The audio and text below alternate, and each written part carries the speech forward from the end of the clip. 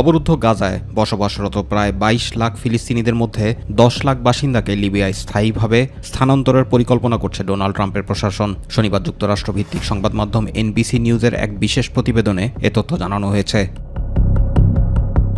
সংশ্লিষ্ট ৫টি সূত্রের বরাত দিয়ে ওই প্রতিবেদনে বলা হয়েছে, মার্কিন যুক্তরাষ্ট্রের প্রেসিডেন্ট ডোনাল্ড ট্রাম্প মাত্রই মধ্যপ্রাচ্য সফর শেষ করেছেন। পরিকল্পনার আওতায় ফিলিস্তিনিদের পুনর্বাসনের বিনিময়ে লিবিয়াকে কয়েক বিলিয়ন ডলার মুক্ত করে দেওয়া হতে পারে, যেটি ১ দশকের বেশি সময় ধরে যুক্তরাষ্ট্র ফ্রিজ করে রেখেছে। তবে এ বিষয়ে এখনও কোনো চূড়ান্ত সিদ্ধান্ত হয়নি।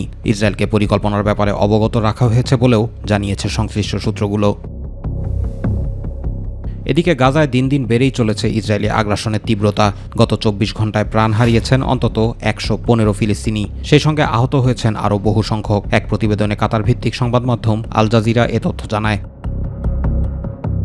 শরণার্থী শিবির ও চিকিৎসা কেন্দ্রগুলো লক্ষ্য করে চলছে নিয়মিত হামলা। গত কয়েকদিনে সবচেয়ে বেশি ক্ষতিগ্রস্ত হয়েছে গাজার উত্তরের জাবালিয়া শরণার্থী শিবির। গাজার মধ্যাঞ্চলের দেইর আল বালার দক্ষিণ পূর্ব অংশে গোলাবর্ষণ চালিয়েছে তেল আবিব। অপরদিকে অবরুদ্ধ উপত্যকাটিতে মৃতের সংখ্যা ছাড়িয়েছে ৫৩,০০০।